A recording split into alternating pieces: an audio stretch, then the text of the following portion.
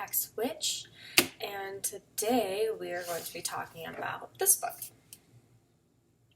This is Palmistry by Lisa Brooks. I was very interested in reading this book. I find different divination topics very fascinating. I love doing tarot, and I really don't have a lot of knowledge on palmistry, so I got this book and read it, and this is my review. So this book is a fairly hefty book. As you can see, it's a fairly decent size, and it does go into a lot of detail. It gives a lot of good history about palmistry as well as other divination. It describes very well what it is, and she does go into a lot of detail about the different lines on your hands, not just the typical ones like your heart line, your lifeline, all that good stuff. So it is a pretty in-depth book, and it does share a lot, and a lot of stuff that I didn't even have any idea that was part of palmistry. Even as far as like your finger shape and the bends and twists in your hands and the way your fingernails are shaped. Like it goes into a lot of information on that as well. It also has a lot of good information on, I feel like if you're into astrology, you're going to be into palmistry because a lot of the fingers have a lot to do with Mercury and Saturn and Apollo, and as well as some of the zodiac signs as well also are included on the hand too. Couple of things that I wasn't overly fond of. Overall, this book, I didn't love it, and the reason because of that is because I felt like it was kind of negative, to be honest. It kind of makes you feel like if you have these certain marks on your hands that you are predestined to be a certain way. Which, I mean, I guess if you follow astrology, it can be kind of the same way. But this book definitely felt like if you had certain lines, certain symbols on your hands, that you were definitely going to live like a life of misery, or you're going to be destined for solitude. And it's not to say that just like in astrology, we aren't maybe a little predestined to certain traits, but I always feel like you can be whoever you want to be. You are not set in stone just because you have certain characteristics. You can go outside of that norm. It may be a little bit more difficult to kind of not be the way you were born, but you can do it. But this one had a lot of negative kind of background, and I guess maybe that's just what palmistry entails, but I'm not sure I would want to go to a palmist, because looking at my hands, obviously everybody is going to have positive and negative things that happen in their lives, but this was very much like if you, for instance, have like islands, which are like little round circles in any parts of your hand, or if you have lines that are chopped kind of in half, like they made it seem like those are just really terrible signs. And I don't want to live my life thinking I'm going to have a bunch of tragedy in my life, you know? Some things are just better left unknown. So as far as that goes, I'm not sure I'm going to be getting much more into palmistry. I just think for me personally, I don't want to know, you know, that this one mark on my hand means that I'm predestined to, you know, have tragedy in my life. Like, I just don't want to think that way, you know? And that's part of the reason why I got into, you know, witchcraft and Wicca, is because it was a very different style, different way of looking at the world, you know, being very in touch with nature and becoming one with it, and I don't know, it's more of a spiritual outlook, and I liked it. So this was just a little bit negative for me.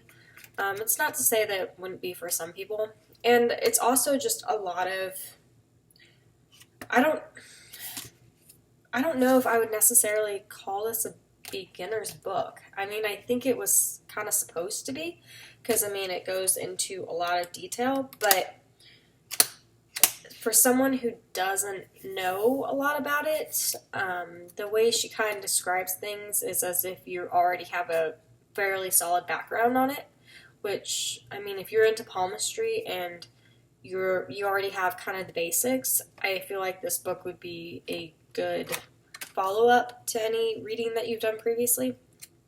However, for me, it was just kind of hard to follow. And also, some of her formatting is a little weird. Like, she's not consistent on how you usually read. You know, you usually read top to bottom and then go to the next page. Well, she has where you read the 2 top sections and then the 2 bottom sections, and then she'll change it up and she'll have it normal on the next page. So it is a little bit hard to follow as far as how you're supposed to go about reading it. I'm not sure why they decided to do it like that, but they did. They do have some nice pictures and diagrams, though. They do label things as they talk about them, so you know kind of what they're referring to. Like, as you can see, like, they draw the hand out and then they show you the line that they're talking about. But they also kind of talk about the lines, like, they build on top of each other. So they'll start talking about the one line and then they'll go to the next line, but then they'll continue to kind of talk about the previous line. And so if you aren't super familiar with the terms, like the line of Venus and the Apollo line and Saturn and Jupiter, like, you might get a little bit confused as you go along, or at least I did. But, I mean, overall, it is a good read as far as the information that's in it. It is very detailed, and it does have just a lot of information, and it goes into, I mean, everything that has to do with palm reading, and a lot of the great history that goes in it. And I do really like the illustrations. They've got some pretty fun drawings, and so it's very, like, the pictures and things are pleasing to the eye, I guess you could say. And so yeah, I mean, it wasn't my favorite, but that's not to say it wouldn't be someone else's favorite. I think it's an not intermediate, but definitely maybe not like a beginner, even though it does go into probably beginner information. It's a lot to unload. So, that's my book review. If you have any comments below on palmistry, if you're an expert palmist, please share any information you want with me. I'm always interested to learn in things, even though I think maybe I'll stick more to tarot. That's kind of the divination that I like. It's just maybe not quite as negative, not quite as predetermined, I guess you could say. And I mean, I do like astrology, but for those of you who have done astrology, obviously, you know, there's a lot that goes into astrology. I mean, a lot. And, I mean, everything that I've learned about myself through astrology has been pretty spot on. So I definitely think that it's valid. I just am not super experienced in it. I mean, I know stuff about myself, but I wouldn't necessarily be able to just spout out what anyone else would be, or you know, their rising sign, sun sign, all that good stuff. So, if you're into palmistry, if you want to learn more, it is a very fascinating subject. It's been around for a long, long time. But otherwise, that is my review. Stay safe, stay healthy, stay happy, and I will see you next time.